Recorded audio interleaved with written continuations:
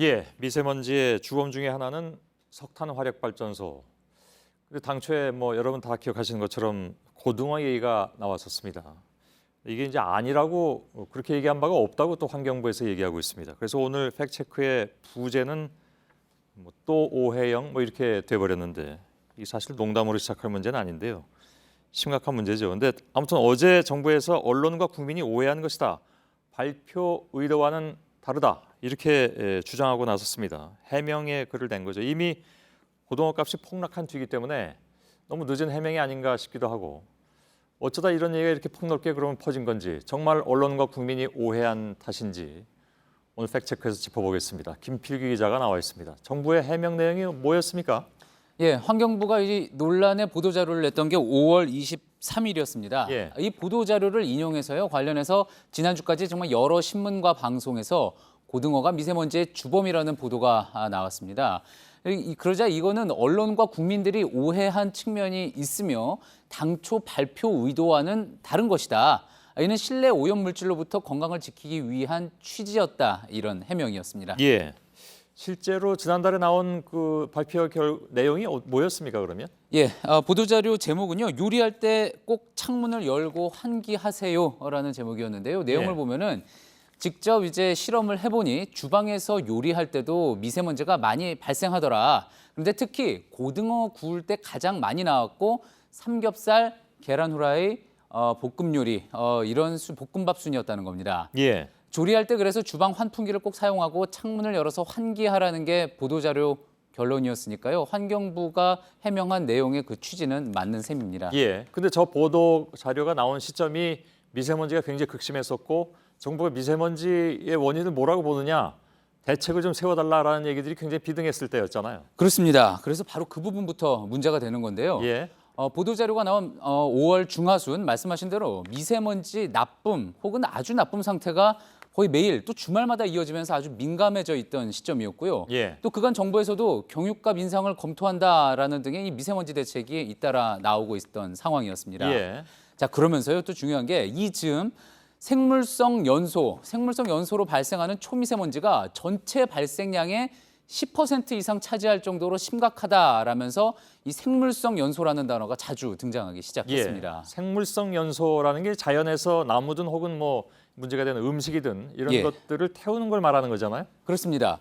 환경부에서는요 이미 그러면서 이제 또 거기에는 고기 굽는 것들 이런 것도 포함이 되는데 환경부에서 고기 구이 음식점을 중심으로 한 생물성 연소 시 발생하는 미세먼지 관리에 대해서 이걸 좀 연구를 해보자 외부에 용역을 맡겨놓은 상황이었습니다. 예. 그리고 또 5월 30일에는요 환경부 관계자를 인용해서 고기와 생선 구울 때 나오는 미세먼지 관리 방안을 정부가 마련하고 있다. 고기구이 음식점의 미세먼지 배출 허용 기준을 마련한다는 이야기가 또 나왔습니다. 예. 자, 그러니까요. 잘 정리를 해보면은 요리할 때 고등어 구이에서 미세먼지가 가장 많이 발생한다는 자료와 또 생물성 연소에서 나오는 미세먼지가 심각하니까 대책이 필요하다라는 이 전혀 상관이 없는 두 이야기가 맞물려서 고등어가 미세먼지의 주범이라는 이야기로 퍼지게 된 겁니다. 예. 그런데 이거 좀 따져봐야 되는데 예.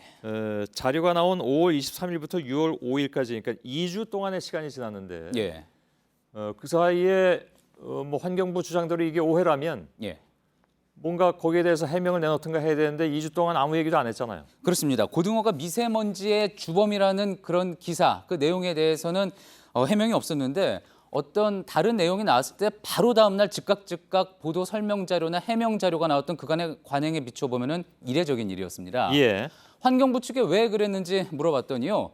오해가 퍼지고 있는 상황에서 설명 자료를 낸다고 해도 상황을 더 악화시킬 수 있겠다 싶어서 내지 않았다라는 답변이었는데요. 상식적으로는 잘 이해가 가지 않는 해명이군요. 예, 그러면서 또 그 잘못된 판단이 오해만 키운 게 아니라 실제 피해까지 키우게 된 겁니다. 예. 그런데 문제는요, 앞서 언급한 자료의 그 내용들마저 사실이 아닐 가능성이 높다는 점입니다. 환경부에서 내놓은 자료가요? 그렇습니다. 그 무슨 얘기입니까? 그러니까 그 고등어구이에서 미세먼지가 많이 나온다. 이 내용이 사실이 아닐 수도 있다는 얘기인가요? 그렇습니다. 그것도 그렇고요. 생물성 연소에 관련된 내용도 그렇습니다. 예. 설명을 좀 드리면은요. 우선 고등어와 삼겹살 중에 뭘 구울 때 미세먼지가 더 많이 나오느냐? 이 부분은요. 조리법을 어떻게 하느냐, 또 조리기구를 뭘 쓰느냐에 따라서 완전히 달라질 수 있다는 게 실험 결과로 나왔고 전문가들이 지적하는 바입니다. 예. 그리고 또 생물성 연소 문제에서도요. 고기나 생선 구이가 그 부분에서 그렇게 심각한 거냐?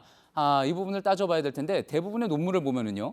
농촌에서 지금 보시는 것처럼 쓰레기를 태우거나 나무를 연료로 쓰는 아궁이, 보일러로 인한 게 더 크다라고 밝히고 있습니다. 예. 국립환경과학원 관계자에게 물어봤더니요. 생물성 연소로 인한 미세먼지 발생량을 총 100이라고 봤을 때 고기나 생선 구이로 인한 거는 3.1 정도에 불과하다라면서요.